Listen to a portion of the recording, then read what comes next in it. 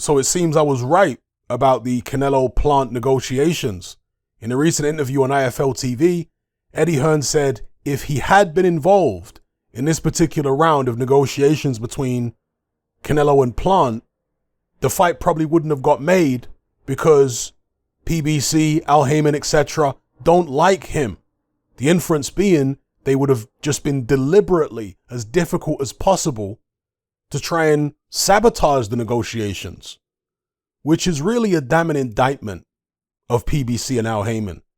And you can go back on my channel and look at my videos from 4 or 5 years ago when Al Haymon and PBC first started out in boxing.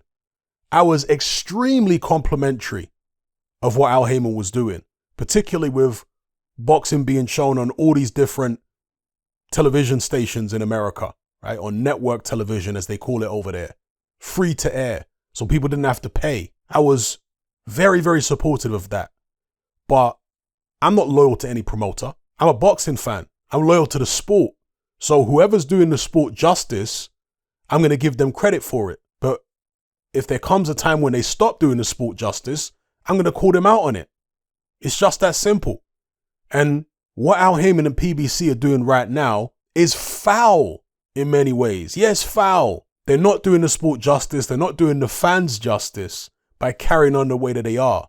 Thankfully, in this situation, Canelo, he, I guess, got Eddie Hearn to sit on the sidelines or whatever, get Reynoso or whoever else in his team to do the negotiations. But apparently, Hearn is going to be at the fight representing Canelo in the capacity of, I don't know what, his unofficial promoter, because Canelo doesn't have any kind of long-term deal with Hearn, but he clearly likes him, right? He came out a few months back and said that Eddie Hearn is the best promoter in the world by far. So I guess Canelo understands that these guys are going to make it difficult to negotiate this Caleb Plant fight if Eddie Hearn's involved, Weird stuff like that. Like when Al Haymon first started out in boxing, he was suffering this type of treatment, right? From the likes of Bob Arum and Oscar De La Hoya. In fact, didn't they team up and try to sue Al Haymon for breaching the Muhammad Ali Act? Something like that. I know Arum tried, but wasn't De La Hoya Golden Boy part of that as well? To be fair, when it comes to Golden Boy, you could see why they might want to go at Al Haymon because he took all their fighters. He was signing their fighters while they were still with Golden Boy. And then all of a sudden, it almost seemed like overnight, he left. And he was no longer associated with Golden Boy, but a lot of Golden Boy's fighters went with Haymon.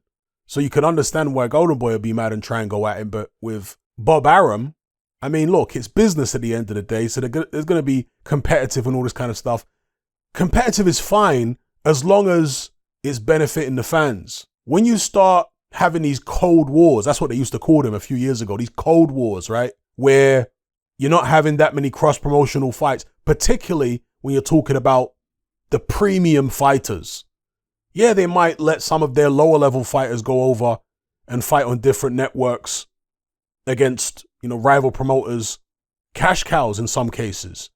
But when it comes to their premium fighters against the other guy's premium fighters, they're very selective about when they do that. And in many instances with PBC, they've sabotaged those situations. It's crazy.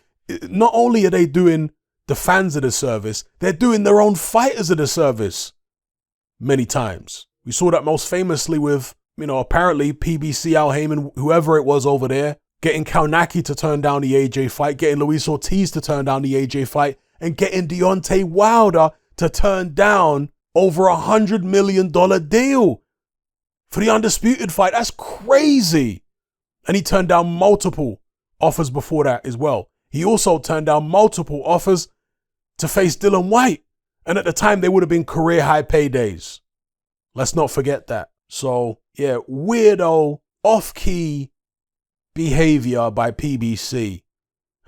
Deliberately sabotaging an Undisputed fight, or potentially, right?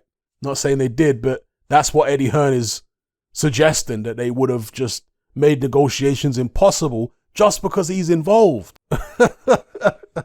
They seem to be far more concerned about what's best for their network, what's best for their brand, rather than what's best for their individual fighters or what's best for the sport of boxing. Because they're thinking, okay, if we let our premium guy go and fight their premium guy and our guy loses, we don't have plausible deniability at that point to claim that our guy is the best in the division. So what we'll do is we'll avoid that fight altogether. We'll have him fight other people, and then we'll try and con the public into thinking our guy is better than their guy without actually having to fight their guy. This is what they've done with so many fighters over the years. Terrible. Let me know what you guys think in the comments. I'm out.